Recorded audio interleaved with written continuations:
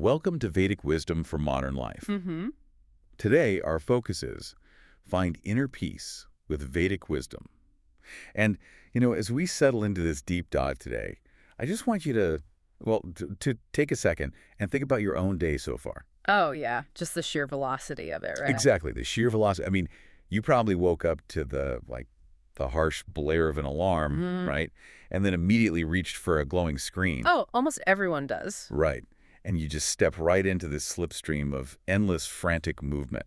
Your mind is pulled in a dozen competing directions before you've even, had a chance to pour your coffee. Yeah, there's always a task. Always something. Always. A looming deadline to fear, some milestone you have to achieve, or, and this is a big one, someone on social media to compare yourself to. Oh, the comparison trap is huge. It is. And the strange, maybe even tragic thing about this modern condition is that even when your physical body is resting, like say you're finally sitting on your comfortable couch in your climate-controlled room, there's still this quiet, gnawing emptiness in the background. A heavy kind of background noise. Yeah, exactly.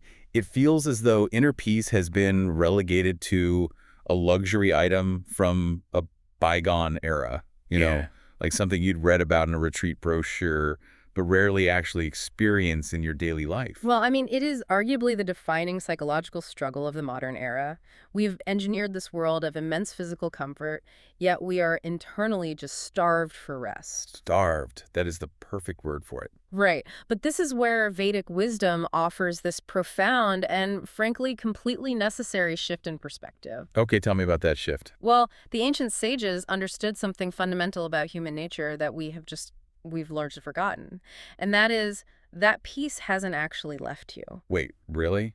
It hasn't left. No, not at all. You haven't lost it, and it definitely isn't hiding somewhere out in the future. It's merely covered. Covered. Okay, like obscured. Exactly. It's obscured beneath these dense layers of sensory noise, Yeah. The constant churning of unfulfilled desire and just this heavy, suffocating blanket of everyday worry. Wow, so it's already there. It is. So the goal of our discussion today isn't to figure out how to, manufacture peace from scratch. Right, because you can't buy it. You cannot buy it. You can't force it into existence through sheer willpower, and you certainly can't win it in a competition. Yeah, it's not a prize. Exactly. Peace is what naturally arises when you simply stop running and return to what is deeply, fundamentally real within you. I love that. The idea that peace is our natural baseline rather than this prize we have to earn, it fundamentally changes the whole pursuit, doesn't it? It changes everything. But, if it's already within us, the obvious question is, why do we feel so incredibly distant from it most of the time? That's the million-dollar question, and the Vedic tradition points out that we feel distant because we're looking for it in the exact opposite direction of where it actually resides. We're looking on the outside. Right. We fall into this trap of conditional peace. We're constantly negotiating with our own happiness, We tell ourselves, once this specific financial problem is solved, then I'll relax. Oh, man. Once I get that promotion. Or, once I pay off this student loan or moving to a house with a yard, I'll finally be able to rest. It's the classic, I'll be peaceful when syndrome. Right, which seems like a brilliant mechanism for ensuring you're never actually peaceful now. Oh, it's a perfect trap. Because just consider the psychology of what happens when you actually achieve that external goal. Let's say you do get the promotion you've been agonizing over for 2 years. Okay, yeah, you feel great, right. For a brief window, maybe a few days or a week, you feel this profound sense of relief and accomplishment, but that relief is completely temporary. Because the goalposts always move. Exactly. Because the changing world, by its very nature, cannot provide unchanging peace. The mind is conditioned to seek out problems to solve, so it just scans the new horizon and finds a new concern. But now you have the promotion, But now you have a more demanding boss. Or you have new anxieties about maintaining this new status. Right. Now, it's crucial to understand here, Vedic wisdom doesn't condemn worldly responsibilities. Right. We're not saying quit your job. No, not at all. It doesn't tell you to abandon your family, your career, or your rightful prosperity. The tradition actually recognizes all of that as a valid pursuit. Dharma. Yes. It simply warns you against giving these external, fluctuating things the heavy burden of providing your permanent inner rest. I see. Because a shifting foundation can never support a permanent structure. Exactly. Beautifully said. It's basically the equivalent of constantly moving the finish line in a marathon. Yeah. You push yourself to the point of absolute exhaustion to cross it, but the moment you do, you pick up the ribbon and walk it 10 miles further down the track. Yes, you keep telling yourself the rest you crave is just over the next ridge. But if external achievements are the shifting foundation, how do we actually step off that treadmill? I mean, without abandoning our real-world responsibilities. Because the reality is, you still have to pay rent. You still have to navigate your career. And raise your kids, yeah? Right. So how do we balance that? Well, to step off the treadmill of outer seeking, you have to turn around and examine the engine that keeps you running in the first place. The engine, meaning our minds. Exactly. The restless mind. Ah. The Vedic sages observed the mechanics of the mind with extraordinary depth, literally thousands of years before the advent of modern psychology. Oh, for sure. And they saw that, left unchecked, the mind rarely exists where life is actually happening. Which is the present moment. Right. Instead, the mind operates as this relentless time-traveling machine. A time-traveling machine, I like that. It constantly runs backward into the past to dig up old regrets or, relitigate arguments. Oh, I do that all the time, thinking of the perfect comeback 3 days later. We all do. Or it sprints forward into the imagined future to manufacture anxiety about things that haven't even happened yet. Which perfectly explains why you can feel completely agitated while sitting perfectly still in a quiet room.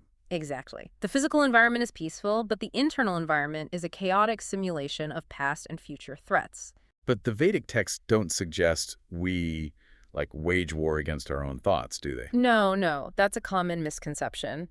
The insight from the Upanishads, which are these ancient Sanskrit texts that form the philosophical core of this wisdom, is that you're not asked to hate your mind, you're asked to educate it. Educate it. Okay, how so? Well, the deeper truth they present is that you are not the passing storm of mental activity, you are the deeper presence beneath it. The witnessing awareness. Yes. A really helpful way to visualize this in modern terms is to think of sitting in a movie theater. Okay, I love a good movie analogy. So when the movie starts, you get completely wrapped up in the drama. If there's an explosion on screen, your heart rate spikes, you identify entirely with the projection. Right, you feel like you're in the car chase. Exactly. But the truth is, you are not the movie. And you aren't even the projector. You are the blank screen behind it all. Oh, wow. The blank screen. Yeah. The movie plays out its drama, but the screen itself doesn't catch fire when there's an explosion on film. The screen remains completely untouched. That captures the dynamic perfectly. Because the suffering arises entirely from the identification, doesn't it? Entirely. When you believe you are the movie, when you treat every passing thought, every sudden fear, every impulse as the absolute defining truth of who you are, you're at the mercy of the script. But when you recognize that you are the witnessing awareness, then a critical space opens up within you. You begin to observe your anxiety rather than being the anxiety. right. And it is entirely within that newly created space that peace becomes possible. Understanding that we are the screen and not the movie is like a massive paradigm shift. Okay. But keeping that screen clear, that requires maintenance, right? Oh, absolutely. It's a daily practice. Because the sages didn't just leave us with abstract philosophy. They provided a very specific architecture to keep our internal operating system from crashing. It did. They were very practical. Yeah. And Vedic wisdom points heavily toward a framework that we can think of as 4 foundational pillars, starting with Truth. Sat. Right. And this isn't just about, not telling lies to other people. It's about living without self-deception. That's the key. Because when you pretend to be something you're not, or when you lie to yourself about your true motives in a relationship or a career, your mind becomes deeply divided. It does. And the psychological weight of a divided mind is staggering. I can imagine it takes so much energy. It really does. Because when you operate in falsehood, you constantly have to manage the narrative. You have to remember which version of yourself you presented to which person. Which is exhausting. Exactly. Truth drastically reduces that inner conflict. It strips away the exhausting performance of pretense and lifts that heavy burden of contradiction right off your shoulders. So a truthful mind is a quiet mind. Yes, because it has nothing to hide and nothing to manage. That makes total sense. And when you remove that internal contradiction through truth, it naturally spills over into how you interact with the chaotic external world. It has to. The inner reflects the outer. Right. Which bridges perfectly to the next concept the sages emphasize, dharma. Ah, dharma. Such a beautiful concept. Yeah, it translates roughly to right living or rightful conduct. It's the understanding that we don't live in a vacuum. The actions we take have a ripple effect. They absolutely do. So when we act carelessly, when we shirk our responsibilities or treat others poorly to get ahead, we are actively introducing chaos into our own environment. We're making our own storms. Exactly. So Dharma is the practice of reducing that unnecessary turbulence through sincere, honorable action. It really is the practical application of universal harmony.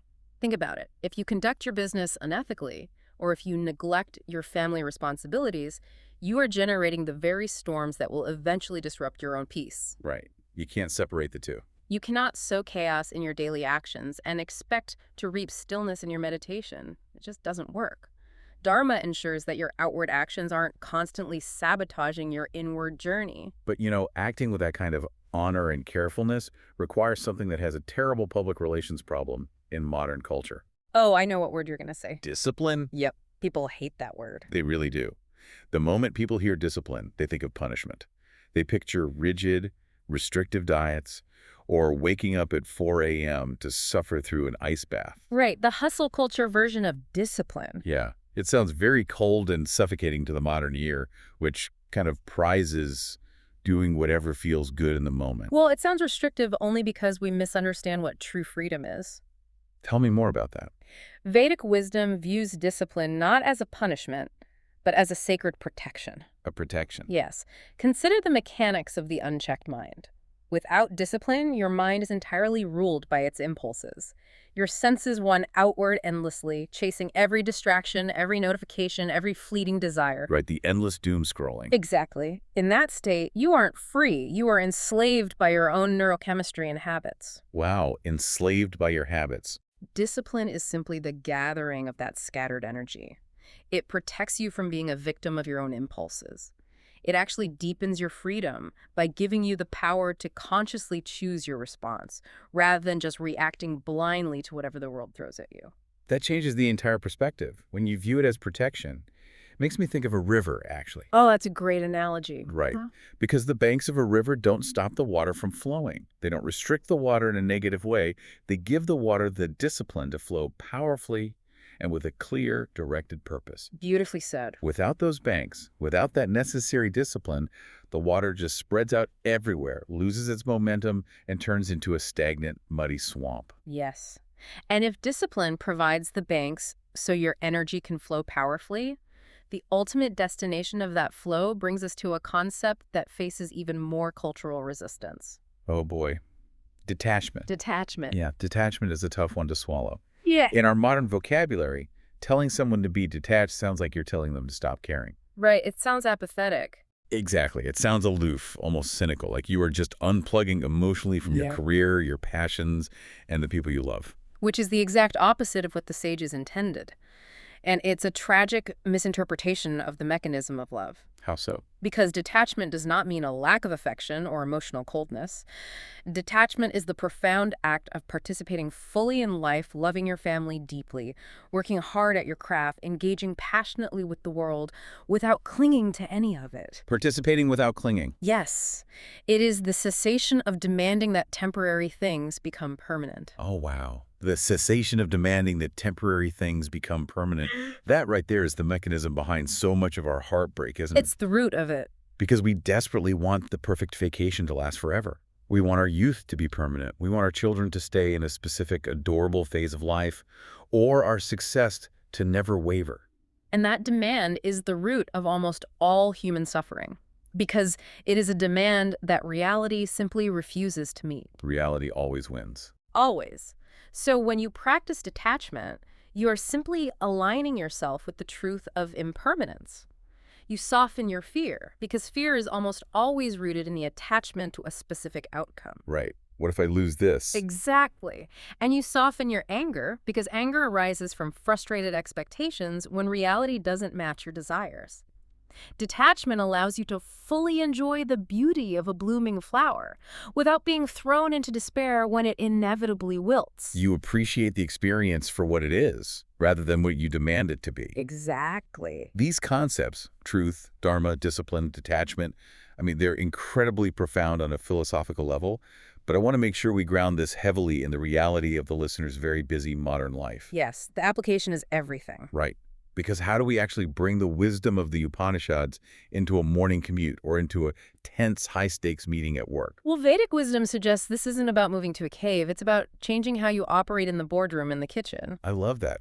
So where do we start? One of the most immediate applications is a practice we can call the sacred pause. The sacred pause. It is perhaps the simplest yet most challenging psychological intervention you can make in your day. Before you fire off a defensive reply to an aggravating email. Oh, guilty. Right. Or before you speak out of anger to your spouse, or even before you blindly reach into your pocket for your phone the second you feel bored, you simply pause. Just 1 second. Just one deliberate second to remember who is watching the mind. You reconnect with that witnessing awareness we discussed earlier, the screen behind the movie. Right. Stepping back from the projection. Exactly. That tiny gap between a stimulus and your habitual response is where your entire freedom lives. In that pause, you stop being a reaction machine and become a conscious participant in your life.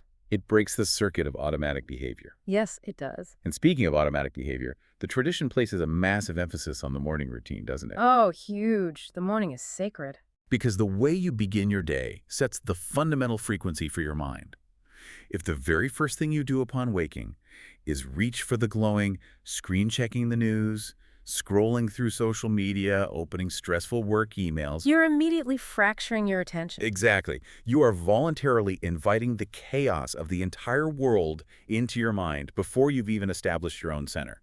Which is a terrible way to start the day. It really is. The sages strongly suggest beginning the day with remembrance, silence, or gratitude. Just 5 minutes of quiet centering establishes a baseline of peace that acts as a shield as the day inevitably gets louder. You are fortifying your inner environment. Yes. And another crucial daily application, one that's often overlooked in modern self-help, is mindful speech. Oh, interesting. How we talk. Yes. The sages understood a direct neurological correlation between what comes out of your mouth and the internal state of your mind. So complaining actually hurts us. Immensely. Careless words, participating in office gossip, chronic complaining, exaggeration, these aren't just harmless social habits. They actively feed your inner turbulence. Wow. So purity of speech brings purity of thought. Exactly. When you consciously restrain yourself from joining in on a complaining session, you aren't just being polite. You are actively performing mental hygiene. You are protecting your own inner peace from unnecessary agitation. Guarding the mind. Guarding the mind, yes. And that extends beyond what you say to what you consume. Right. If you constantly feed your awareness with outrage-driven media, toxic comparison on social platforms, and endless digital noise, inner stillness is biologically and psychologically impossible. It is. You have to curate your inputs. You really do. Now, I want to pivot to a concept that touches on everything we've discussed, especially regarding our careers and our modern ambitions. There is this profound Vedic concept of surrendering the fruit of action. Ah, yes. One of the most important teachings. I look at it like planting a garden. You know, you can water the soil, you can carefully pull out the weeds, you can make sure the plant gets enough sunlight, but you cannot physically force the tomato to grow. No, you can't pull on a sprout to make it grow faster. Right. You have to surrender to the biological process. Yeah. But here is where the modern mind really rebels. How do we maintain our ambition, our drive to succeed in our careers, or our motivation to provide for our families, while authentically practicing this kind of surrender? It seems like a contradiction to the modern mind. It does. Doesn't surrendering the outcome essentially kill our ambition and make us passive? That is the most common modern fear regarding spiritual wisdom, but it represents a fundamental misunderstanding of what surrender actually means in this context. Okay, clear it up for us. Surrendering the fruit of action does not mean you don't care about the outcome. And it certainly doesn't mean you become passive or stop trying your hardest. Right. It means you drop the heavy, exhausting, and ultimately delusional burden of trying to control the final outcome. Because we can't control it anyway. Exactly. Logically speaking, the final outcome of any endeavor is governed by millions of variables completely outside your jurisdiction. The autonomy, the actions of other people, market timing, even the weather. So you still put in the absolute maximum effort. You put in the work with even greater intensity and focus because your vital energy isn't constantly leaking into agonizing anxiety about the future. Oh, that makes so much sense. You act sincerely, you execute your duties with excellence, but your internal peace is no longer held hostage by the result. If you succeed, you remain balanced and grateful. If a project falls through, you learn from the failure, but your identity isn't crushed. because your identity wasn't tied to the fruit. Right. This specific mechanism is what allows you to be highly effective and deeply engaged in the modern world without being psychologically destroyed by it. You maintain all of your ambition, but you extract the desperation from it. Removing the desperation from our ambition, that completely reframes how we approach our daily grind.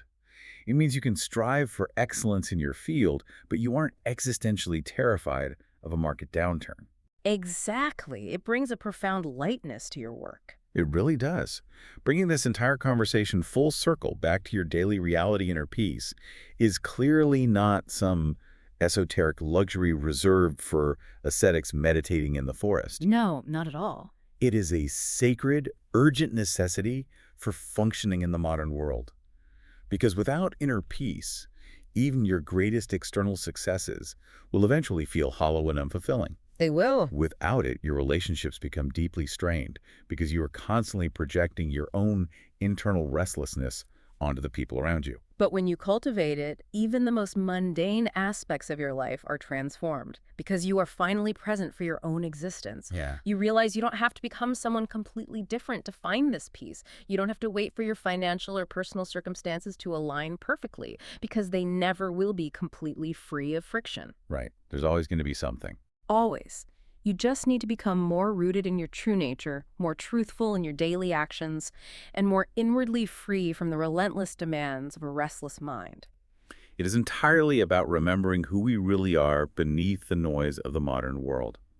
Inner peace isn't a final destination you arrive at after years of struggling. It is a way of traveling through your life right now. Beautifully said. Thank you. And as we wrap up this deep dive today, I want to leave you with a gentle, practical reflection to carry into the rest of your day. The next time you find yourself waiting, whether you are stuck in rush hour traffic, standing in a long line at the grocery store, or just staring at your screen waiting for a virtual meeting to start, instead of immediately reaching into your pocket for your phone to fill that uncomfortable silence, take one slow, deep breath. Notice the quiet space that exists between that breath and your very next thought. And in that brief, silent gap, ask yourself, who is the one quietly watching this moment?